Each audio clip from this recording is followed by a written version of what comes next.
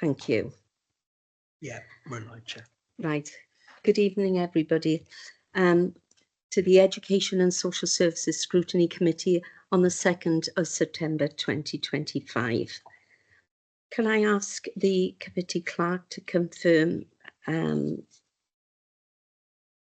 read the privacy statement, please? Yes, okay. Thank you, Chair. This meeting will be live streamed and a recording made available to view via the Council's website, except for discussions involving confidential or exempt items. Therefore, the images, audio of those individuals speaking will be publicly available to all via the recording on the Council's website at www.caerphilly.gov.uk. Thank you, Chair. Thank you. Before we start the meeting, this is the first time that this committee has met since the very sad passing of Dr. Hefin David MS. Hefin David, as many of you will know, his funeral took place yesterday afternoon, and I would therefore like to hold a minute's silence in his memory and record our sincere condolences to his family at this very sad time. If you'd like to stand.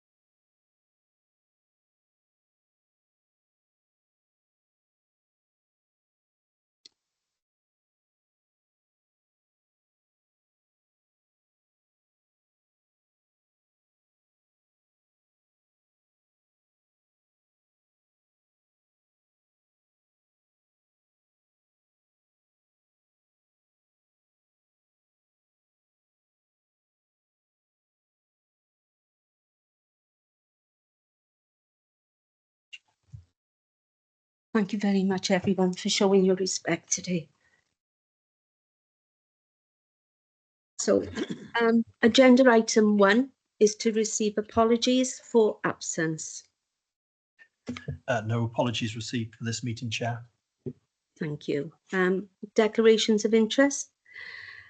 Councillors and officers are reminded of their personal responsibility to declare any personal and or prejudicial interests in respect of any item of business on this agenda, in accordance with the Local Government Act 2000, the Council's Constitution, and the Code of Conduct for both councillors and officers. Are there any declarations, please? Got hands raised, Councillor Chapman-Dawson and Councillor Cook, Chair. Yeah. Councillor Chapman-Dawson? Yes, I've got a personal interest or possible personal interest in the agenda item. Wait a minute, I can't remember. No, was it?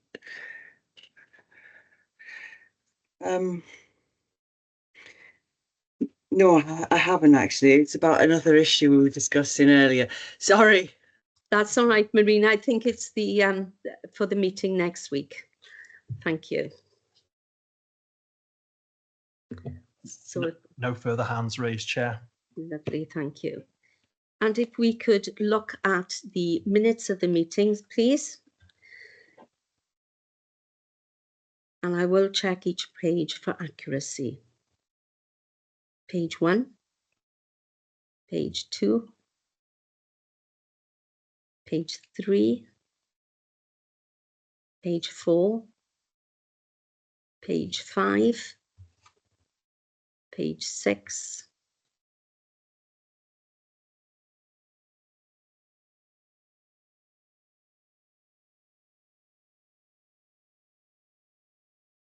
and page 7. Thank you. Can we move to the vote, please, via Teams? Someone to move in second, please, Chair. Oh, sorry. Could I ask somebody to move? Thank you. And second? Thank you very much. We'll move to the vote now then, please.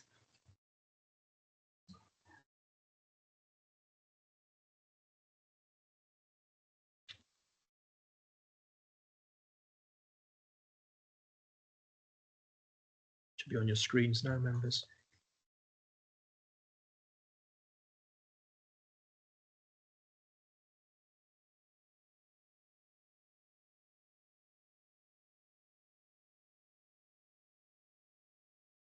That's carried unanimously. Sorry, Chair, my 12 votes. Teams update obviously didn't work, so I can't access again, so voted for, sorry. One verbal vote Apologies. for, so that's 13 votes for, unanimously carried. Thank you, Chair. Thank you, David. Okay, so can I ask item 4, my scrutiny officer, has there been any matter referred to this committee in accordance to the call-in procedure? No matters called in for this meeting, Chair. Okay. Item 5 is the forward work programme. I wonder if you can take us through that then, please. Yes, thank you, Chair. Members are asked to consider the forward work programme for the Education and Social Services Scrutiny Committee alongside the Cabinet forward work programme impacts and suggest any additions, amendments in accordance with the criteria set out in Appendix 3. The next meeting for this committee will be on the 14th of October. As you can see, members, from your packs, there will be a report on attendance, exclusions, school end of year balances, and also an annual report by the Director of Social Services at that meeting in October. There is one point that I just like to raise as well. There's an error on page 20 of your packs. There are 2 reports titled 2025-26 Quarter 2 Revenue Budget Monitoring Overall. This is in the Cabinet Forward Work Programme. The second entry should actually read 2025-26 Quarter 2 Capital Budget Monitoring. So the second report should be capital rather than revenue. The first one is correct. So if members are happy with the forward work programme, I'd like to seek permission to publish onto the Council's website. Thank you, Chair. Councillor Colin Gordon. Yeah, it's not something I want to be included. It's a question about something that's been excluded. Why haven't the home to school transport report come to this committee? Thank you for that, Councillor Gordon. Because the issue is a county-wide issue, it is going to a joint scrutiny committee. As you know, following the restructuring of the scrutiny committees, there's a joint scrutiny committee which is part of the framework. So it's not like it's avoiding the scrutiny process, but it's going to a joint scrutiny because it's a county-wide issue, as we've done with previous issues such as libraries and leisure centres. And this gives an opportunity for every elected member to ask questions and scrutinise the report, as opposed to just 16 members who are on the scrutiny committee. So it's every single elected member, with the exception of those who are in the cabinet, who are on that committee. So that was the reason for that decision, Chair. Thank you. Yes, certainly. Thank you, Mark. I accept that. But this issue did come to this committee about 10 years ago. So that would have been a county-wide issue then, but it did come to this committee. Yes, thank you, Councillor Gordon. It's just since we've restructured the scrutiny process, there probably wasn't a joint scrutiny committee specifically 10 years ago, whereas now, because of the restructuring that was approved by Council, there is now 4 scrutiny committees, and one of those 4 committees is a joint scrutiny committee for all elected members, as I say, with the exception of those serving on the Cabinet. Thank you, Councillor Gordon, for your question. Item 6. So to move and second. Oh, sorry, to move and I'm going ahead of myself. Could I ask somebody to move the forward work programme, please? I think we've got a hand raised from Councillor Roberts as well, Chair. Thank you. Councillor Roberts. Hello, Anna. Noswaith pob. Hello, Chair. Nice to see you again in the chair. Diolch. Bless her. Hello, everyone. Can I ask, please, when is the report that I asked for almost 12 months ago now, and I've been asked to wait and wait and wait? When is that one coming on board? It's a long time to wait. You've already put it off twice. You know, I'm not a fool. Don't send me any further. Hello? Hello. Yes, sorry, John. Yes, I've got your question. Is Sue Roberts here? Thanks, Chair. I'm glad you got my question. It's an answer I'm looking for. Yeah. I've been waiting 12 months. Yeah, Andrea West is going to answer your question. Chair, is it in relation to the CCTV report, Councillor Roberts, you're referring Oh, to? I think it is, yes. Yes. And it's not just the CCTV report, is it? No, And the in CCTV. fairness now, I've said I'll wait, and I've said I'll wait. Now, what a tag. Don't send me any further now. I'm not a fool. Okay, thank you, Councillor Roberts. Chair, the report is scheduled to come to scrutiny in January, along with the report. We're going to do a combined report with the other requests that we've had in relation to school conditions, etc. So it is scheduled to actually come to scrutiny in January. Thank you. Can I ask that it be, thank you. Sorry to intrude, Chair. Can I ask that it be a full report on what I was looking for as well? Don't want half a page. Thank you. And I'm sorry to be rude, but I'm a little bit annoyed by now. I do understand, Councillor Roberts. Diolch, Cadeirydd. Raised. Diolch yn fawr. Mae rhywun yn gofyn a gofyn a gofyn, a sy'n byd yn cael ei wneud. Dydy o ddim digon da. Okey-doke. Right, okay, so Someone to move the forward work. we need someone to move the forward work programme, please. I'll move. And to second, Councillor Gordon, thank you very much. Your voting slip will come up in a moment. Then our members.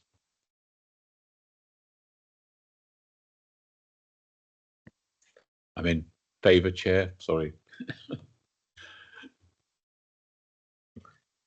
I'm one verbal. Yeah. That's carried unanimously, Chair. 13 votes for, including one verbal vote, and no against, no abstentions. Thanks. Thank you very much. Item 6, to receive and consider the Cabinet reports. Can I ask my my scrutiny officer, has anything been brought forward? No, none of those reports have been brought forward for this meeting, Chair.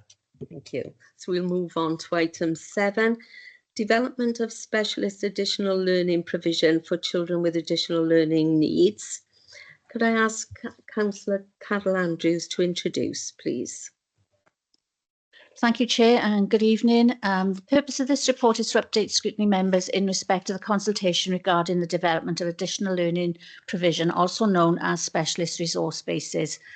By continuing to keep the provision under review in line with the statutory responsibilities linked to the Additional Learning Needs and Tribunal Act 2018. I've written that down wrong, sorry.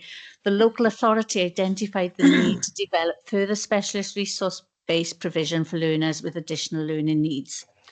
Approval to proceed to consultation was received from Cabinet on the 21st of May this year, and the formal consultation ran between the 2nd of June and the 13th of July 2025. To discharge the Council's duty under the School Organisation Code 2018, it is now a requirement for Cabinet members to give due regard to the content of the consultation report and determine whether or not it is appropriate to move to the next stage in the process. A consultation report has been compiled and is attached as an appendix to this report. The consultation report summarises each of the issues raised by consultees. Any emerging themes that have been raised through gathering views of consultees during the consultation process have been responded to by means of clarification with support in reasons, but it was supported by the majority of respondents. The recommendations in 3.1 ask scrutiny members to consider the information contained in the consultation report and endorse the recommendation to Cabinet via a vote to proceed to statutory notice in relation to the proposal for the development of specialist additional learning provision for children with additional learning needs in the form of resource bases across the borough. And we have Sarah Ellis, the lead for inclusion in ALN, with us to answer any questions. Thank you. Thank you. We have the first question from Councillor Anne Pettit, please. Yes. When the council is so desperately short of money, are these changes to the provision of ALN going to save the council money or increase the costs? And can you please give the expected increase in costs and what would be the impact of leaving the status quo?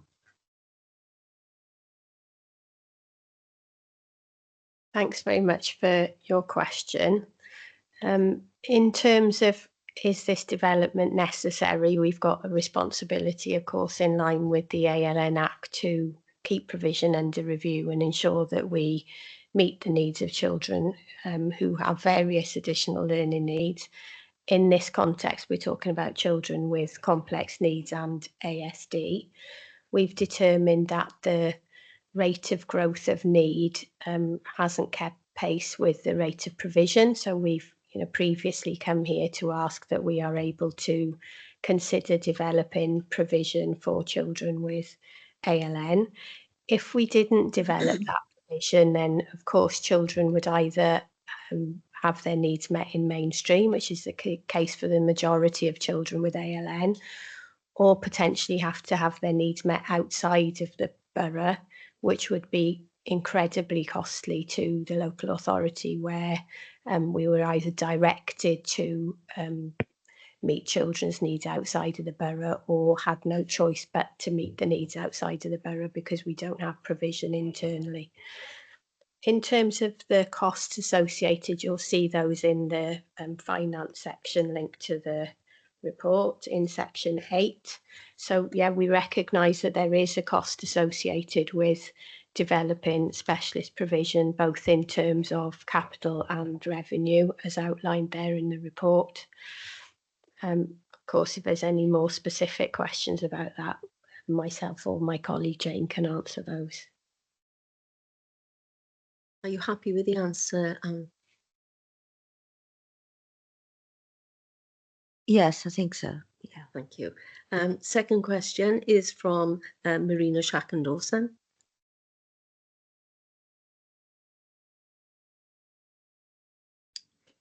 Thank you. Well, I'll start with my last question first. Following on from Councillor Broughton Pettit,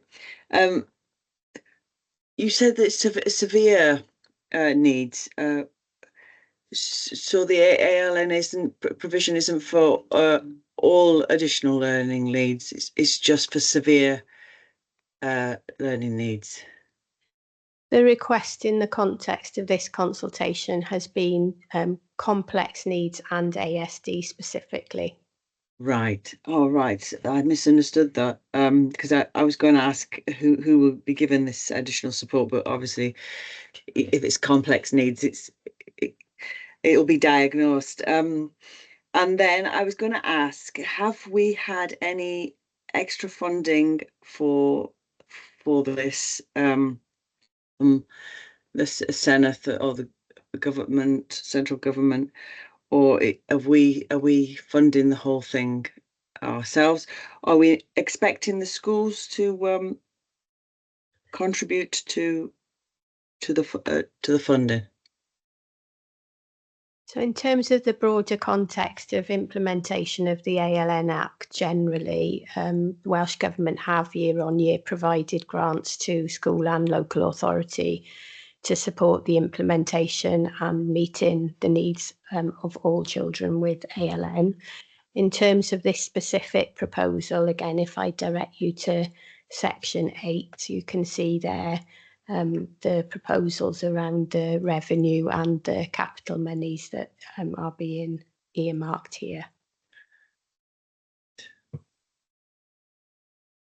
Is that okay for you? Yeah. What page was that? Sorry. Section Section 8. 8. Right. Financial implications. Okay, so the next question is from Councillor Pat Cook.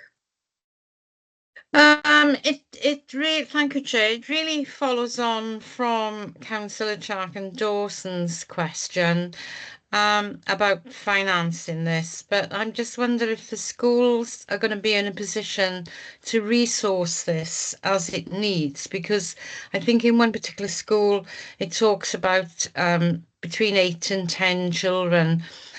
You know, some of these schools are full to capacity. How is this going to be resourced in terms of having enough room in the school to accommodate these children? Yeah, thanks for your question. So when we started this process, we identified schools with surplus places and approached head teachers and chairs of governors to have discussions about whether or not we could accommodate the development of specialist resource bases specifically in schools with surplus places. Right, thank you. Actually, can I ask for Councillor Liz Allsworth now, please? Thank you, Chair. Within my ward, we've got a school that has a good name for taking pupils with additional needs. Word gets around, and parents then who have children that they are concerned about want their children to go to the school, whether they're out of catchment or wherever. And parents are often thinking that extra funding is going to the school because they have quite a number of these children. But I gather that isn't the case. So how does a school like the one in my ward survive when more and more children are coming and they're finding that their needs are complex? And this is in the primary age group of children. So where you've identified schools that are going to be the new bases, but what about a school like in my ward? What will happen there, please?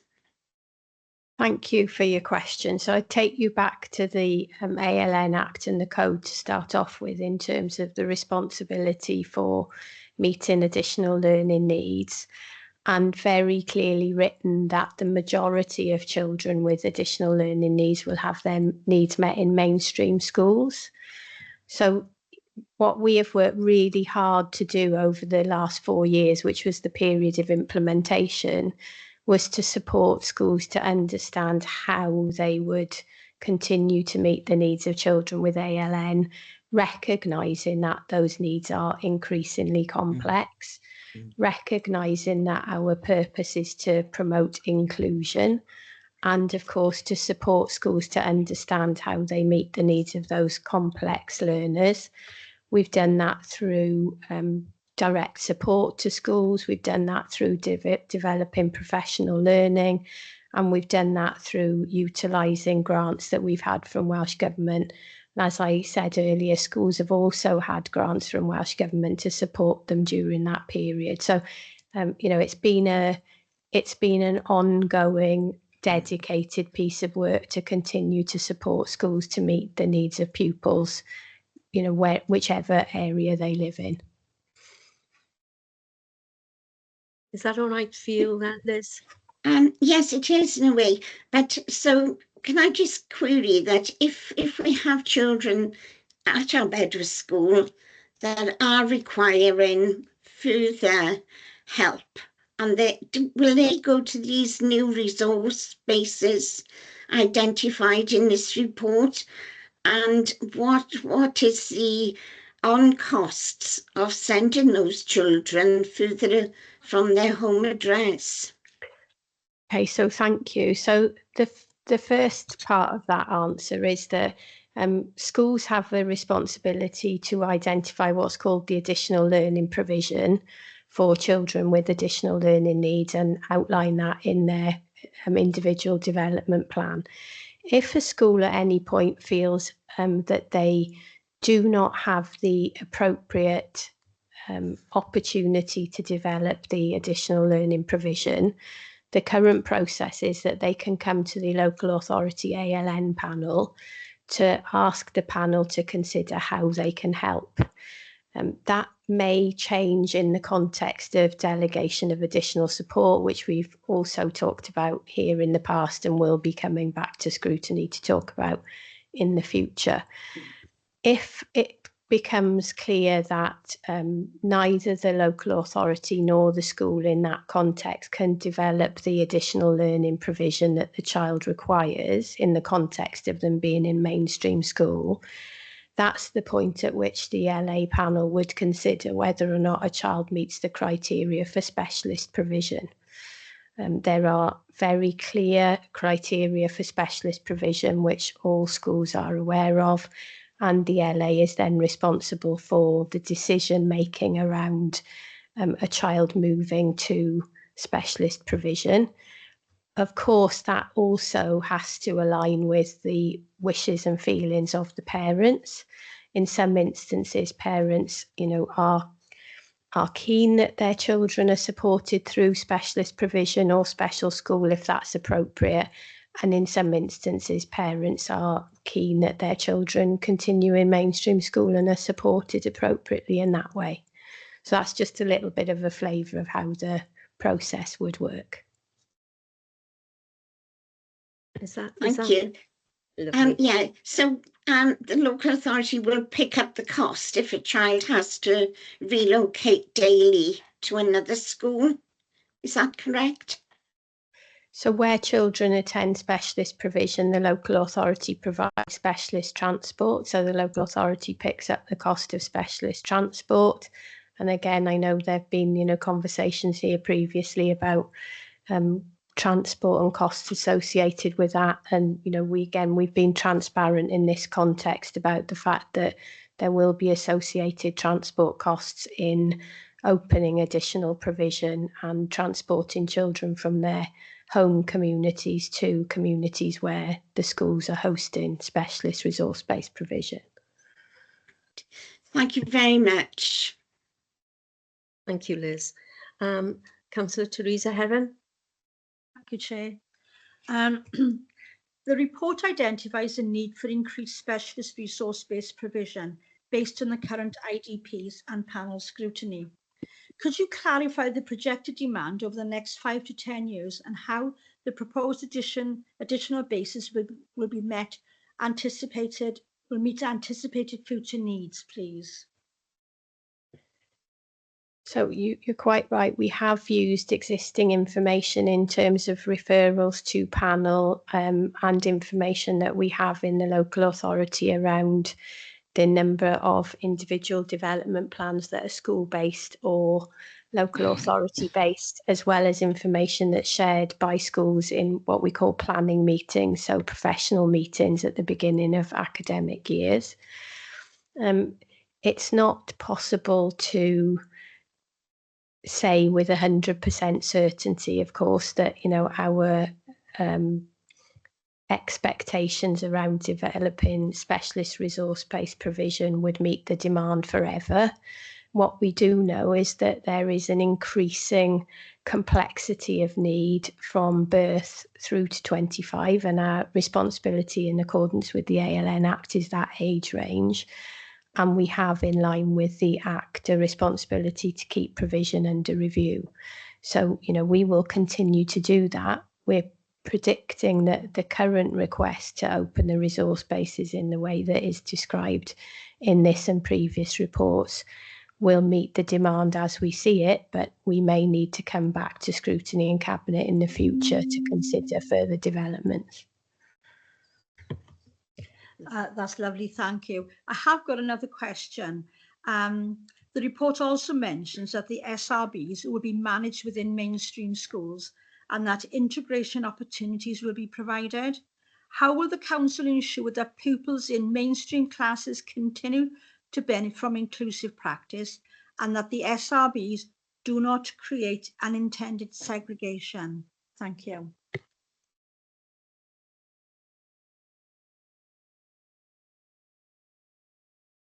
It's an interesting question. Thank you. You know, our intention in terms of developing resource-based provision is not to act in any way that counters our principles around inclusion.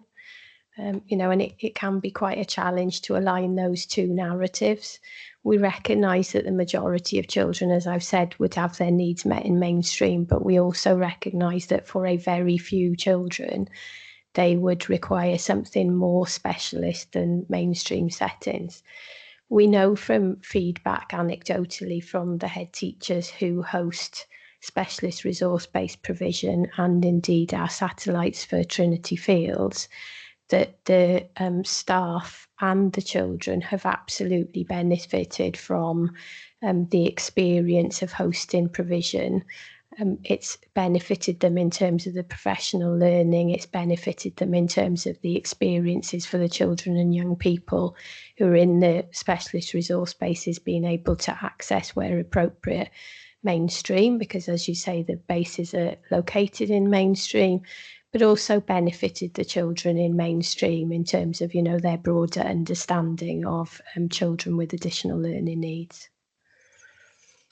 Thank you for that. I queried that because obviously when you've got a primary school and a comprehensive school, you've got different levels of understanding. So the primary school children are at a level where they are very, you know, pure. As they get into the comprehensive standards, they got more of a broader understanding of situations. And that's why I queried it. Thank you. Thank you, Councillor Heron. Councillor, oh, sorry, not Councillor, just David Vecina, please. Yeah, I'm just fired to that. Yeah, thanks, Chair. Can I just say at the outset how much I commend this provision for, or additional provision for complex needs children. I just had a query which almost sort of follows on from Councillor Heron's query, and it's in relation to provision for secondary school children. I'm looking at the new resource bases. They primarily are primary school based, with the exception of a school government in Cumrumney, but obviously that's a Welsh speaking school. Is it intended that those bases which are situated in primary schools will be solely for primary school children, or will there be a mix? And also, if that is the case, then what will be the situation in terms of provision for secondary age children, or will they be accommodated existing sort of specialist bases? Thanks. Thank you for your question. Yes, so we do have existing provision already, as you'll be aware, across primary and secondary. So this is intended to enhance the provision that we have already, extend the reach across the local authority and begin to address that demand issue in terms of the most complex needs. As I've already said, you know, we have a responsibility to keep reviewing that situation.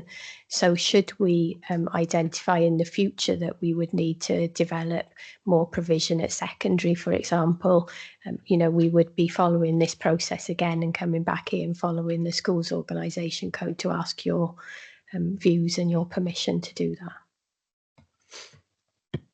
Thank you. Can I just have some clarification, please, Sarah? There's 4 classes at primary phase, so Rhyw Sir David, St Helens, and another primary school. Have we got any news on that as yet? No, we haven't yet, but I am hoping to meet with some head teachers to explore that opportunity. And then we would be making sure that we were, of course, following the appropriate guidance from Welsh Government in terms of the consultation in relation to that additional school. Can I ask then, does that mean that there will be one primary age class at Idris Davis? There's a primary class and a secondary class in this phase, with the opportunity to develop the secondary class, not this academic year, the next academic year, yes. Okay. Just a little bit of clarification on 8.3. It says, should 2 additional classes be required at Idris Davis, 3 to 18, with costings, does this mean an additional 2 classes to the 3 already planned over 2 years? No. Okay. Thank you. Just as we read it, it looked like that in the next 2 years there could be another 2 classes. added risk learners. 2 classes this year with a potential for an additional class. Thank you. Thank you. Can I also ask it, with the ALN provision, you know, we know that, you know, that perhaps there will be parents who may elect, instead of going to an SRB, to elect at home education. Has there been any parents electing for home education rather than going to an SRB, please? As is the picture across Wales, there is an increasing number of children whose parents choose to electively home educate them. We have very clear and robust processes in the local authority to monitor that. We do have some circumstances where parents will identify their reason for electing to home educate, in terms of that being concerns for needs being met. And we always, of course, in those circumstances are having conversations with parents to think about how we best address their requirements and their children's needs. We've also got very clear processes around how we align the EHE processes with ALN processes. So if parents are identifying that they think that their children might have unmet need, we're very clear about how we address that through the processes around ALN. And if children are already electively home educated and parents approach us around ALN, similarly, we're working with them in line with the process to identify their ALN and the appropriate additional learning provision. If that additional learning provision could be described as being specialist resource-based provision, then we would be having that conversation with the parents. But of course, again, they are able to choose whether or not they wish to pursue that as an opportunity for learning for their child.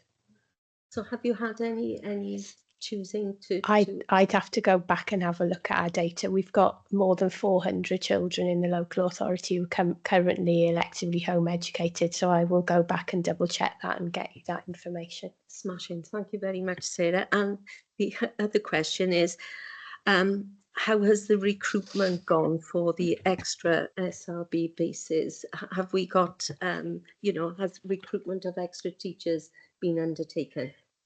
Not as yet, because obviously we're still in the process of consultation, statutory notice, if that is the agreement through this process.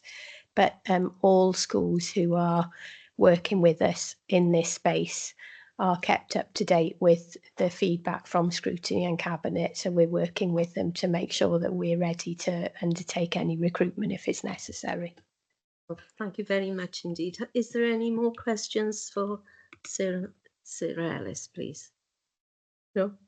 Well, thank you very much. And thank you for your report as well. Okay, so we'll move on to the vote on this one. one. The vote on this one, sorry. Do you want me to read out the recommendation, Chair?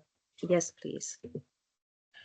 So the recommendation, members, is on page 24 of your packs, prior to a report being presented to Cabinet, which is on the 17th of this month.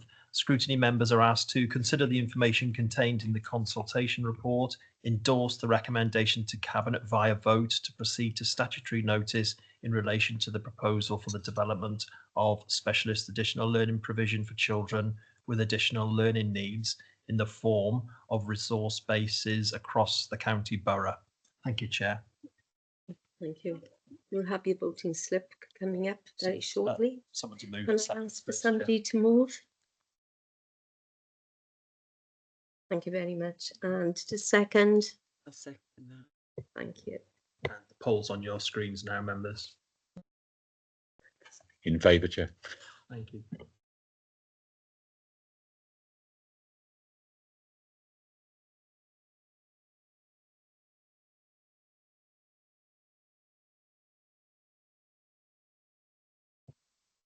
That's been carried unanimously, Chair. 14 votes for, including a verbal vote here in the chamber. That's lovely. Thank you very much. Okay. I'm just getting used to coming back into the chair. Sorry, guys. Okay, so we'll move on to item 8, which is the summary of Estyn inspection outcomes under the new Common Inspection Framework, January 22 to July 25. Could I ask for Cabinet Member Carol Andrews to introduce this item, please? Thank you, Chair. So the purpose of this report is to inform members of the judgments made by Estyn inspection teams of Caerphilly schools from January 2022 to July 2025 that have been published, and to seek members' views on the Estyn outcomes. The schools included in this report were inspected, as I've said, from January 2022 onwards. Each of them was inspected under the arrangements for inspections that came into effect from the 1st of January 2022, with the first two terms being considered as pilot arrangements. The report identifies the schools and the dates on which the inspections took place, together with their follow-up category. This cumulative report includes outcomes already reported on between January 2022 and March 2024 from the previous inspection framework, as well as the updated framework from September 2024. The recommendations in 3.1 ask scrutiny members to scrutinise the contents of the report and ask any questions and offer views about overall school outcomes. I'd like to congratulate all the schools for their successful outcomes. And we have Kerry Cole, Director of Education, and Paul Warren, Strategic Lead for School Improvement, to answer any questions. Thank you, Chair. Thank you very much. We have a few questions already. So, Councillor Teresa Heron, for your first question, please. Thank you, Chair. I have got 3 questions, so I'll go through each question before you answer, if that's all right. In the report, there's a mention at the end. Go backwards instead of forward. The report notes that several primary schools, such as Upper Rumney and Plasvelin Primary, need to ensure systematic progression in pupils' numeracy, digital and writing skills. How is the local authority supporting the schools to implement coherent curriculum progression across all key stages, and how is this progress being measured? The second question: many schools, including Kevin Forest, Lewis Girls Comprehensive and NSC Primary, have recommendations to improve pupils' Welsh language oracy and writing skills. What targeted programmes or professional development are being offered to teachers to strengthen Welsh language teaching, and how is the impact on pupil outcomes being evaluated? My final question: Crumlin High Level Primary was previously in special measures, and Risca Comprehensive has achieved significant improvement. How does the local authority monitor schools post-Estyn intervention to ensure sustained improvement, and what lessons are being shared with other schools who may be at risk? Thank you.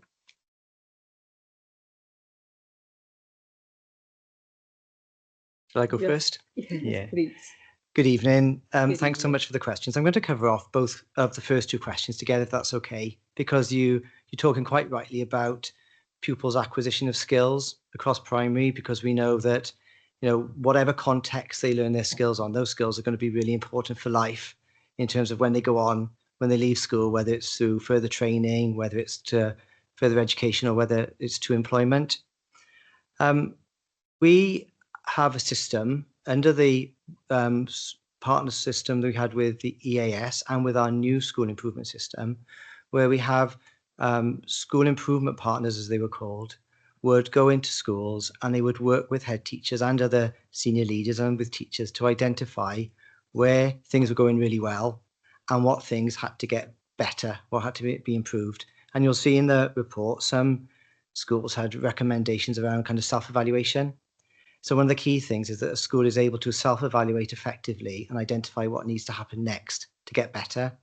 A lot of that time, that is around kind of the skills that pupils would acquire at certain points, and what those expectations would be. Through working closely with that school improvement partner, that would then signal what that professional learning offer should be in terms of what support they should be doing.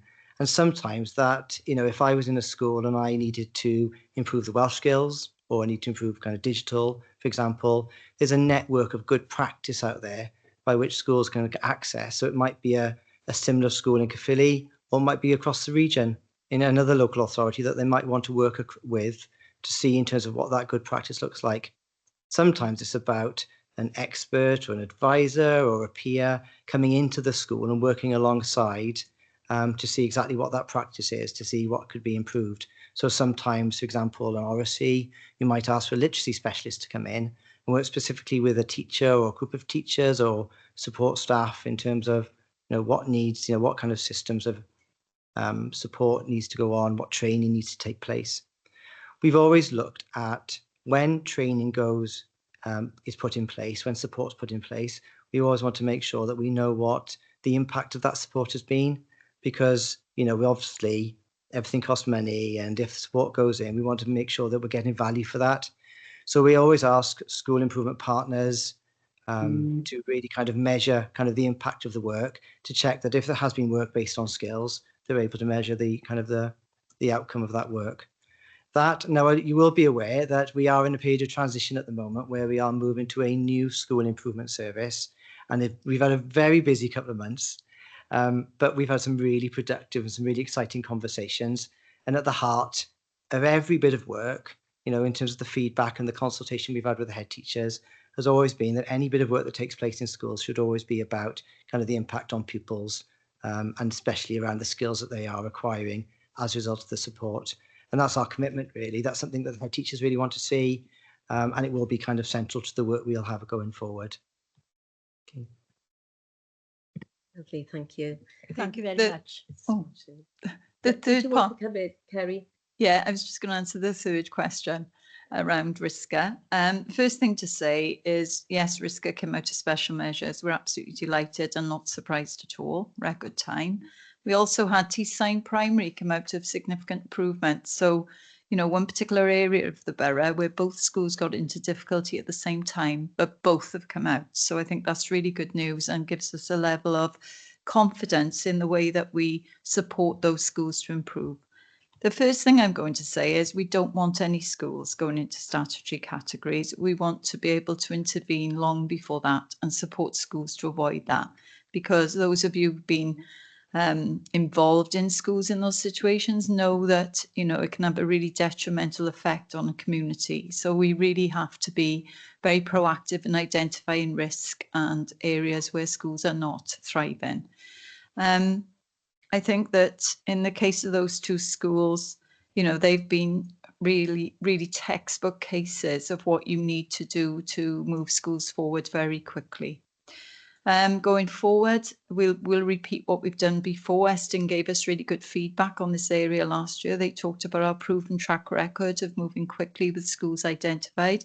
Now we know we can do that. Now we need to work on identifying those issues earlier.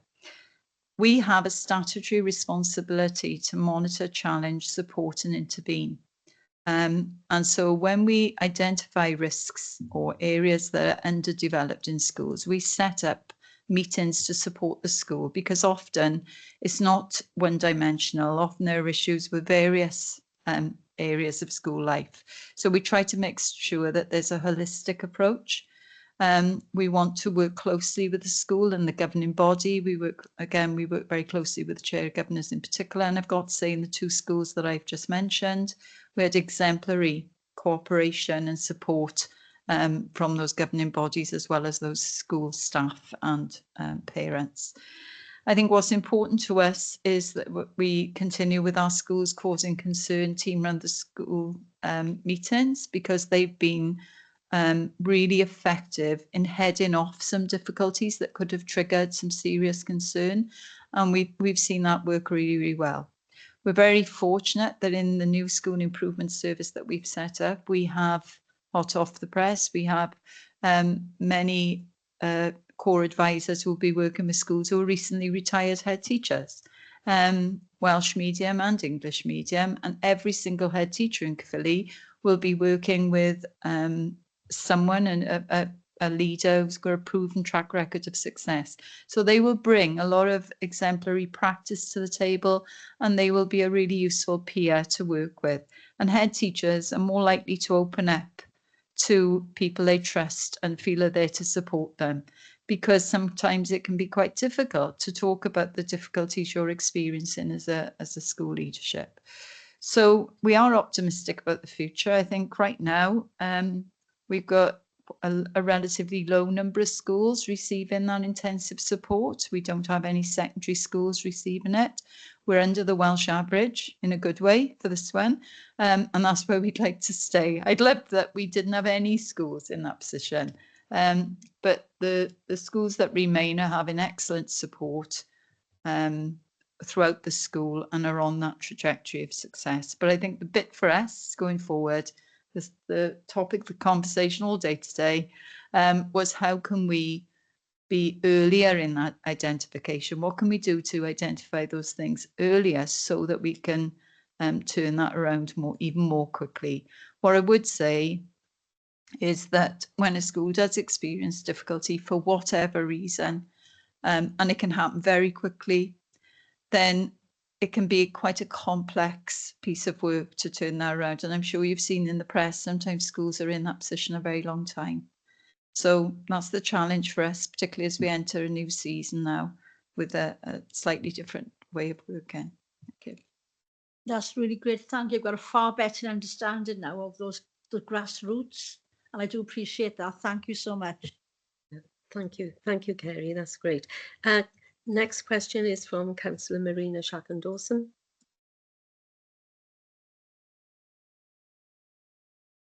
You're on silent. I realised I was just pressing the wrong buttons there. Sorry. I noticed that two schools that had negative reports about their Welsh are the two schools that are joining up, Lewis Girls and Lewis School. And I understand that cluster schools work together. If cluster schools do they get matched for to complement each other? Say, what if one cluster school is very good at Welsh and another is not doing very well in Welsh?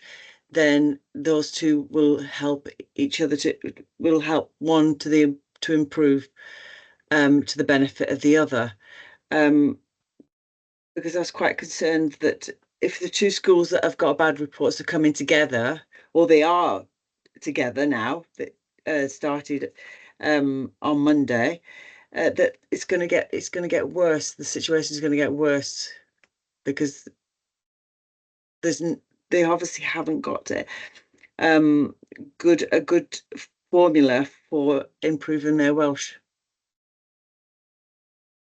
So first of all, I'd say that Welsh in English medium schools is a challenge. It's a challenge to recruit teachers at that level who are bilingual. So schools have to work very hard to find staff in those particular areas. It's one of our known shortages because of our geographical area, if nothing else.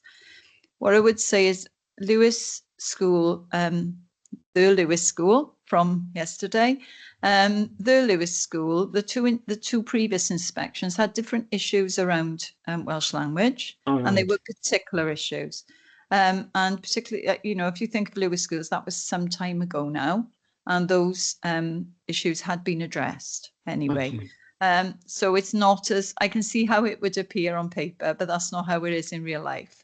And when they've recruited the staff for the Lewis School, Welsh would have been one of their priorities at that point. Is something that they both schools coming into that arrangement were looking to prioritise. So I think as we go forward, we will see and continued improvement there. In general, though, I think it's really important that schools work together on this, because you walk into some schools and there are some Welsh first language speakers working in English medium schools. Some of our head teachers in English medium schools are Welsh speakers. And wherever you see that in schools, you will see Welsh thriving as a subject. We've got an English medium school, I think it's Hendra Junior, which is now Hendra Primary, which was being used by EAS to help other schools. So we definitely have schools in Caerphilly who have been supporting other schools across the region. But we also see some innovation as well. We see some Welsh medium schools linking up with some English medium schools and sharing on a range of areas. So I think what we see in Caerphilly is a team of head teachers with specialisms across the board, and they are committed to helping one another. And one of the things that's come out through the development of this new school improvement service is that's come out of the working group. Can we please have freedom to support each other in the areas that need support? And certainly within a cluster, that will emerge as part of the cluster plan as well. So again, we've got a Welsh medium core advisor on our team who is on secondment from Evo Bach, Sarah Edmonds. That's something she'll be looking at very closely as well, because the expectations of our WESP are not just around Welsh medium education. In fact, the real gains are to be made in English medium schools and the way that they develop their Welsh as well. So I'm sure we'll see. This is an area where we should see growth. Great, thank you. Okay, thanks. Can I come in on the cluster aspect? Yes, So just to certainly. clarify, clusters are generally organised by location, and there is an expectation that every cluster creates a common plan in terms of what they're going to work on for the next 12 months. And that will be something, there'll be a commonality across the schools. So it could be Welsh, it could be digital, it could be numeracy skills, but something that they think collectively they should do. There's always an element about transition to the secondary school as well, but there's always something they can work at. Now, if you are a school within a cluster and you want to work with someone else, because there may not be a similar issue with the schools within the local cluster, then there is a system called partner schools where you can speak to your school improvement partner or core advisor and see, which schools are out there, which are similar, might have a bit of expertise that you can work alongside to improve. Just to say as well, in terms of the recommendations that are on the included in the report, Estin come in and they are expecting schools to really evaluate effectively, and Estin's recommendations should mirror the judgments that the schools are making as well in terms of what needs to improve. So it's about the school recognises, for example, it needs to improve Welsh skills, and that is within their plan moving forward. Estin are always very interested in the recommendations when they do a revisit, and would expect to see those recommendations feature within that school's school development plan as an area for improvement as well. So, we would expect any recommendations that feature on an Estin report to not be a surprise to the school, because they would have, through their own evaluation, see that this is something that they need to take forward as well. Yeah, thanks. Thank you. Are there any other questions? Well, I'd like to finish off on something then for you. I was looking at the direct links on the case studies and I went through them all, but there was one in particular that I'd like to highlight. And that, it's how the school develops pupils' independence in the early years and how it continues as the pupils move through the school. It's at St Gladys Bargoed. And it says, from their very first day in St Gladys, self-esteem is recognised as the primary element in developing confident, successful and independent learners. The success of the approach is borne out by the very high standards achieved by the end of their time at school, despite the levels of disadvantage in the community. And I just found that absolutely fabulous. I would say we're proud of all our schools, aren't we? And it's really difficult when you start picking them up, because then I've got a 79 waiting to be mentioned. We're genuinely so proud of our schools. And I think one of the real delights now of the new way of working is that we will begin to establish that database of excellence in Caerphilly. You know that our mantra is about pursuing excellence together. There's that excellence out there. We don't always know where it is. Still there, but we haven't always identified it and shared it. Yeah. So it's going to be a really enjoyable part of the job this year to be shining that spotlight. Estin do it for us, but we need to do it for ourselves as well, because there's excellence in HR, there's excellence in finance, there's excellence in a whole range of areas. But I think when it comes to St Gladys, because you've mentioned it, I thought you'd say somewhere else. I'm sure Mrs. Evans, the head teacher, would welcome any visits. I'm confident in saying that to you. So if you haven't had the opportunity to visit St. Gladys or any other school that you've read something about, I'm sure head teachers would only be too pleased to show off their school. And I was actually at the feedback for St. Gladys, so I heard what you've said, and inspectors were moved by what they'd seen, because I could have read them all out, but you could have, because it was from early years. yeah, I thought it was a lovely start to a journey. So wonderful. But it is, I mean, when we do the member seminar on the middle tier review, you know that I've talked about having head teachers there who can tell you more about the excellent work that's going on in our schools. So, yeah. Smashing. Thank you, Kerry. Well, thank you, Ed, for the report as well. Well, we go to recommendations if there's no other questions. So the recommendations are on page 31 of your packs. Members are asked to scrutinise the contents of the report and ask questions and offer views about the overall school outcomes, which we've done this evening. So thank you very much. Okay, so we will move on to item 9.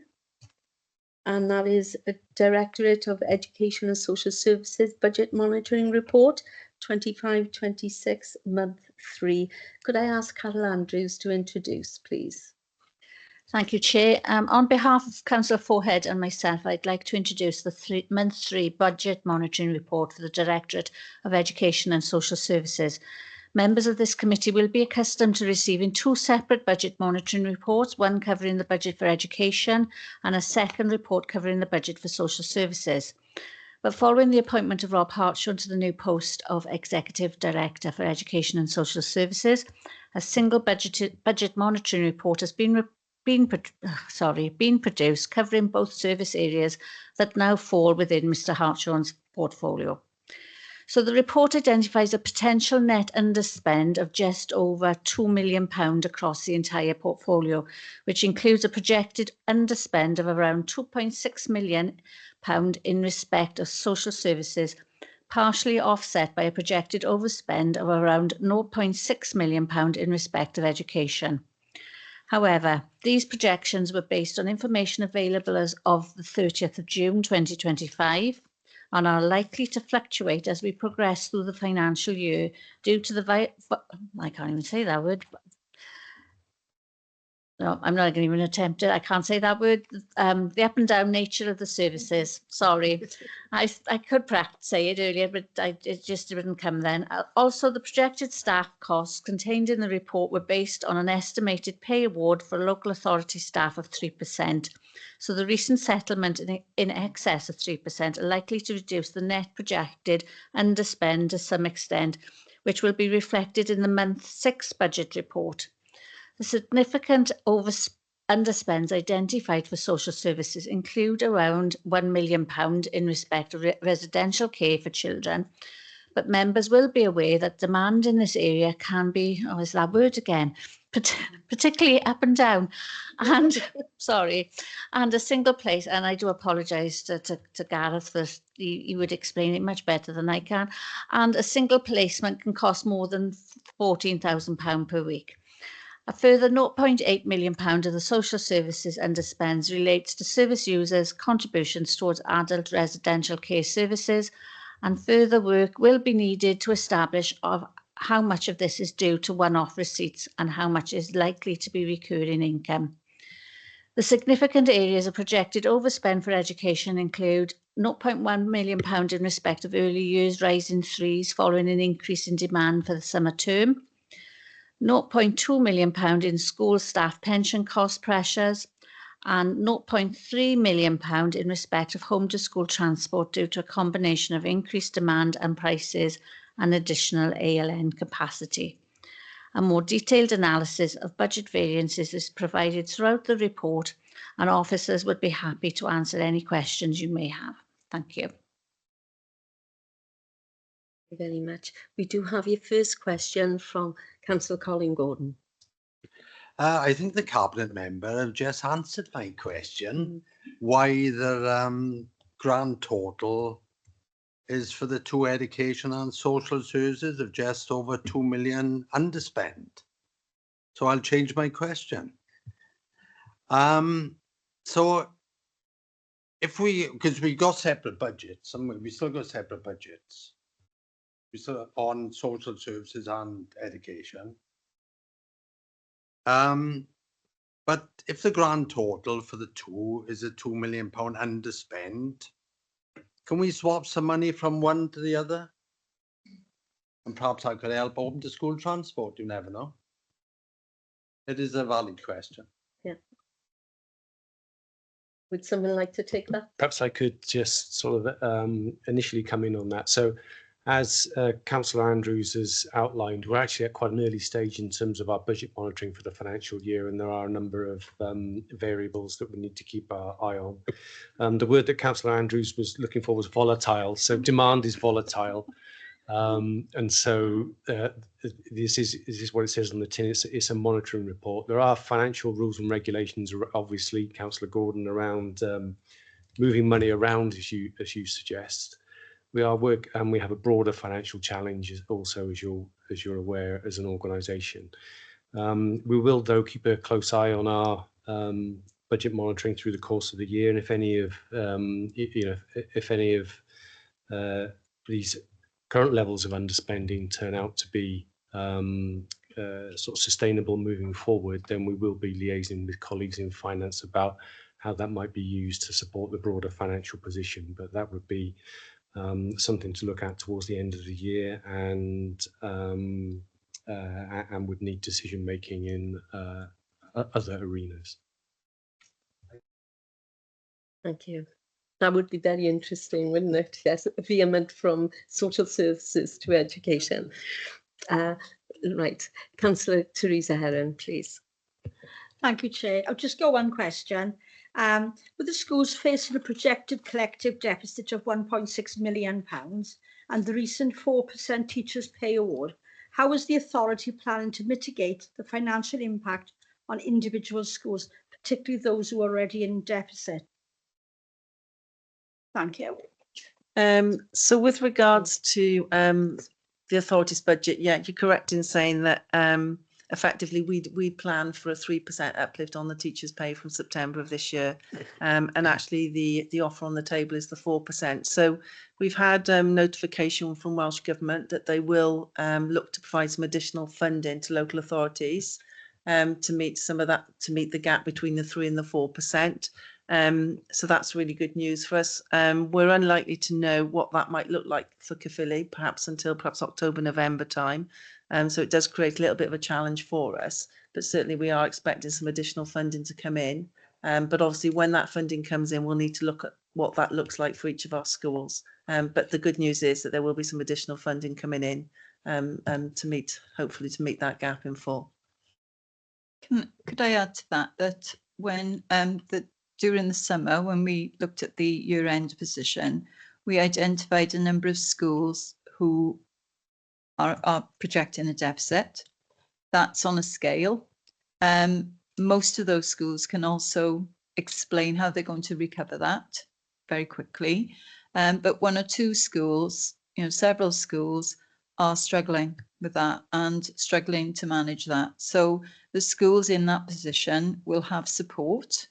They'll meet with finance, but also with someone from the school improvement team who've been a head teacher and run a budget themselves. And we'll come around the school and give the support. There are things that work.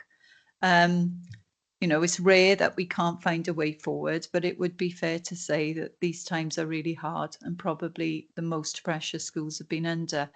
The other thing to say is we do have schools with very high surpluses too. And it's a similar issue because we are holding schools to account for running out of money. We should also be holding schools to account for not spending the money that they have. And then we need to look at, well, did they need that amount of money in the first place? Because schools have different staffing profiles, different types of buildings, etc., etc.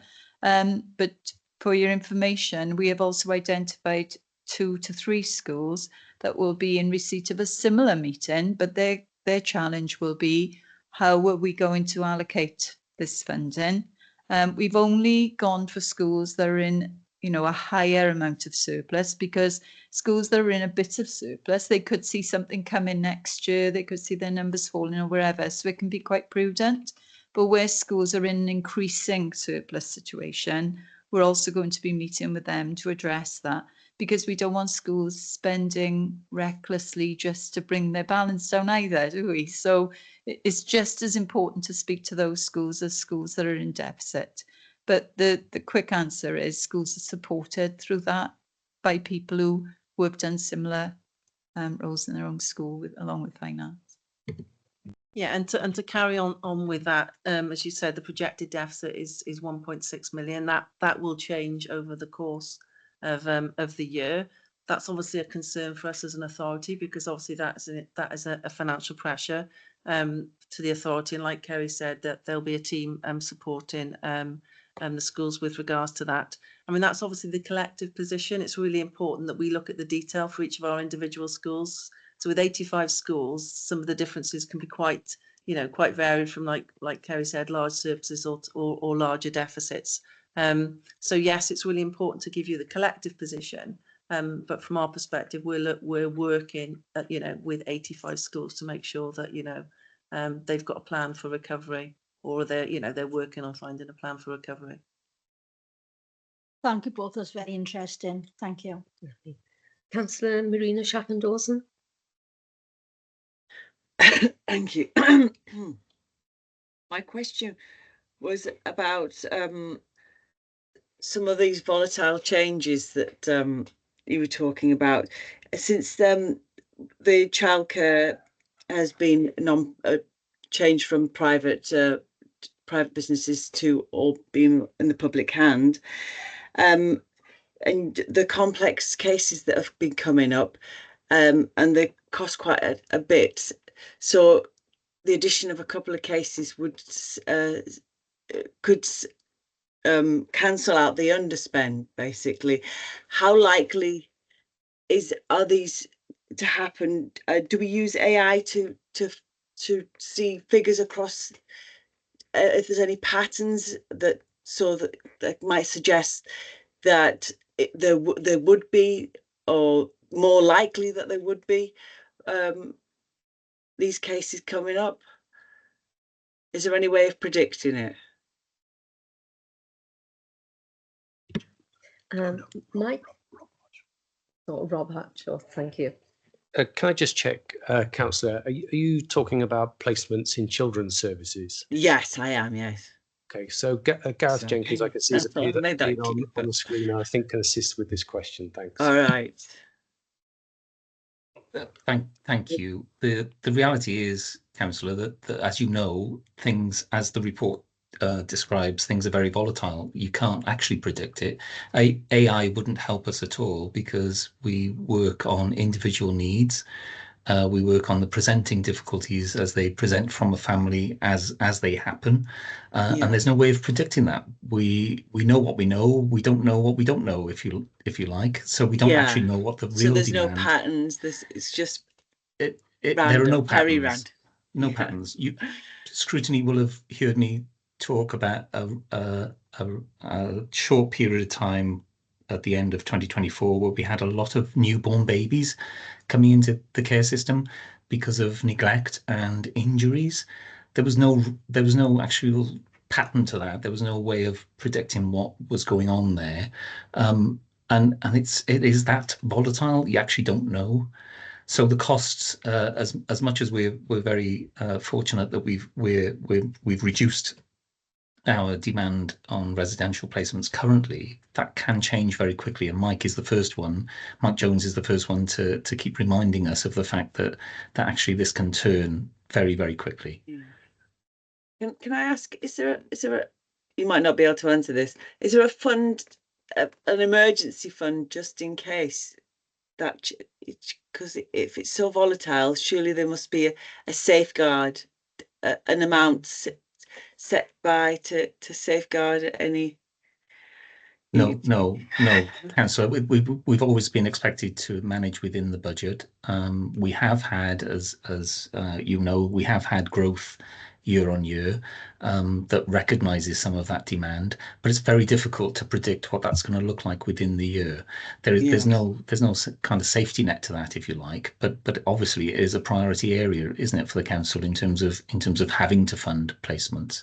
In terms of the reference to the rebalancing, if you like, from private to in-house and council-run provision, we're nowhere near where that needs to be. So we are still reliant on the independent sector to provide the placements that we need. Yeah, I don't know whether Mike wanted to add anything. I did see some activity. I've got to be honest. Mike Jones, did you want to come in? Yeah, I did want to just say that there is a small reserve set aside in case of an overspend in social services, but as we said, the price of the individual placements are so high on occasions that reserve could soon be wiped out. Okay. All right. Thank you very much. Thank you. Perhaps a question for you, Mike or Gareth. In 5.6.4, fostering and adoption, I just want a little bit of clarification, really. It says the remaining underspend reflects a reduction in special guardianship orders and residence orders, along with the drift from fostering placements with relatives to Regulation 26 placements. Can I ask what Regulation 26 placements are, please? That's one for me and not for Mike. Okay, thanks. Regulation 26 Regulation 26 placements are where we're in court proceedings with a child. So we will have issued court proceedings, care proceedings on a child, removed the child from the parent, but made a placement within the family. And during the process of the court proceedings, we'll be assessing that family member under Regulation 26. So it allows us to make immediate placements within the family pending assessments, which then have to go back to the court to be ratified. I mean, our aim always is to place within family if we can. And as we know, some family members, some extended family require support more than others. And so we have a range of supports and a range of ways that we will support families to do that in order to achieve the best outcomes for the child, because we know the best for the child is to stay within the family and remain within the extended family. Lovely. Thank you very much for that. It was something that I didn't know. Lovely. Is there any other questions? Thank you. David Bassina? Yeah, thank you, Chair. Just really following up on the foster care issue, fully recognise the importance of trying to place the children within the extended family, but where that's not possible, and I obviously speak from some personal experience, the value of foster carers. I note in 5.10.2, it says as pressures currently faced by Children's Services vision to review its foster payments policy could result in significant increase in placement costs. I seem to recall from my occasional sort of perusal of the job vacancies bulletin from Caerphilly that the council currently sort of advertising for more foster carers, and I know there's generally a shortage of foster carers across Wales. I'm wondering if those adverts are on increased payments. If not, is there an expectation of being able to, fill some of those vacant foster care places? And if not, what's the sort of, possible timescale for reviewing those foster care payments? Thank you. Okay, really, really interesting and challenging question. Thank you for that. The reality is there's no kind of vacancy, if you like. We will take as many applications to be foster carers as we possibly can. We're in desperate need for more.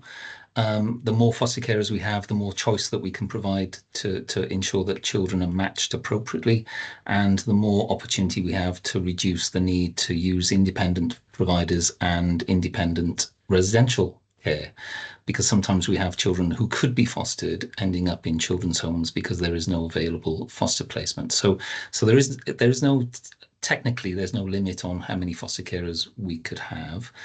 The issue that is referred to in the report is really about kinship carers. So they're the carers, the extended family carers, being paid the same amount as mainstream kafili carers, if you like, foster carers who will take any kafili child, being paid the same as kinship carers who will take a child that is known to them.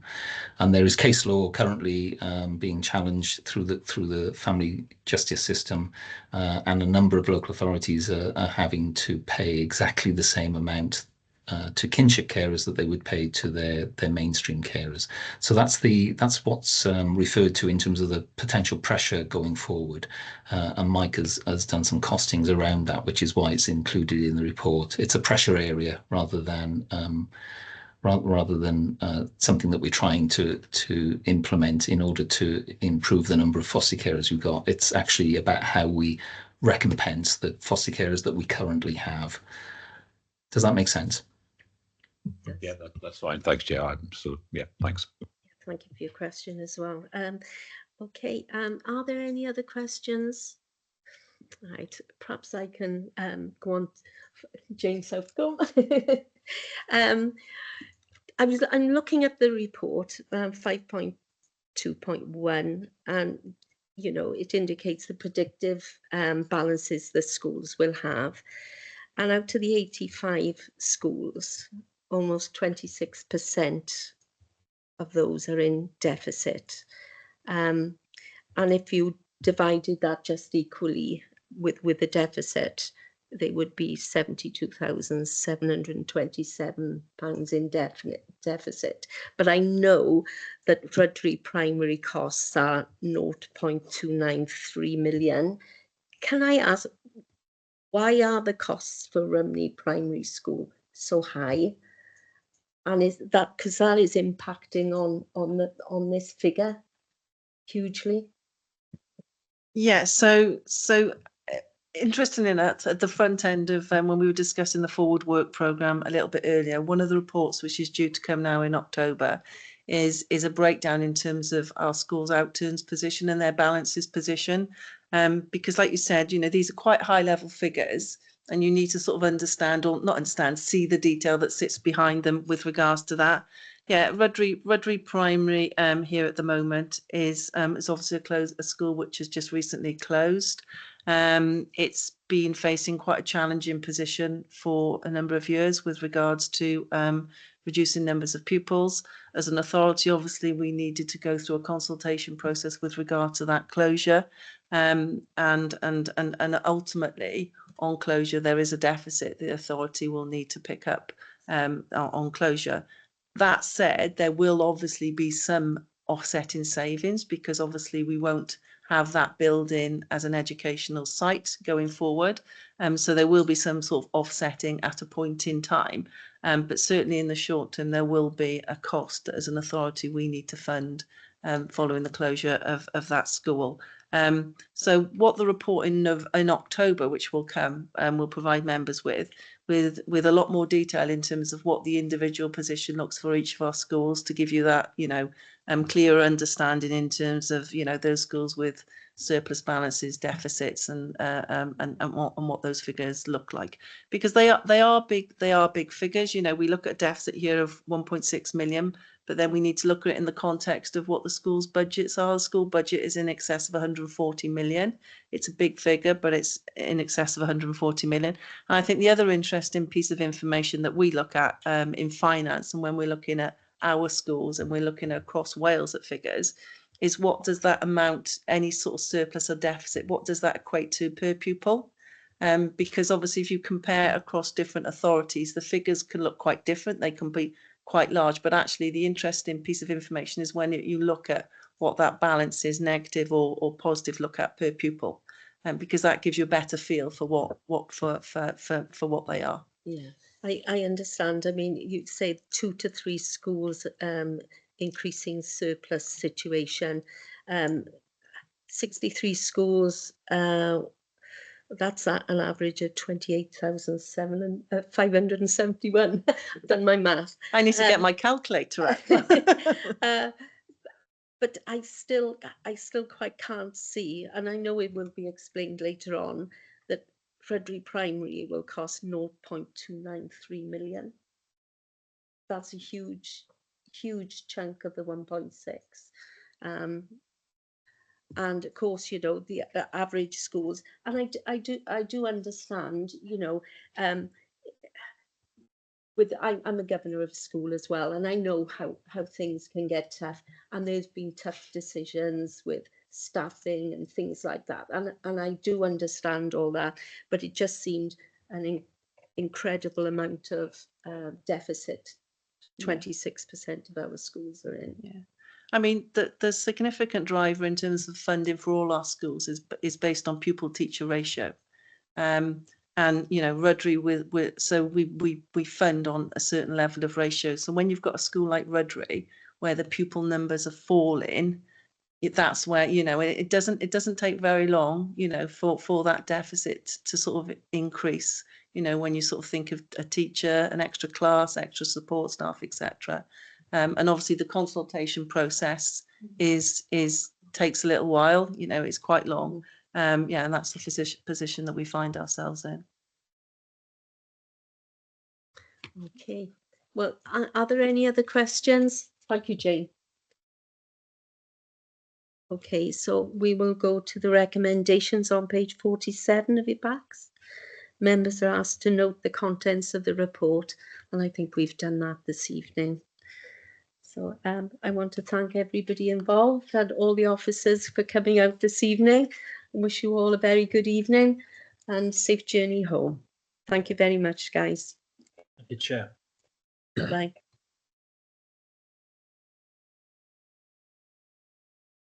Good night. Thanks, everyone. We'll start.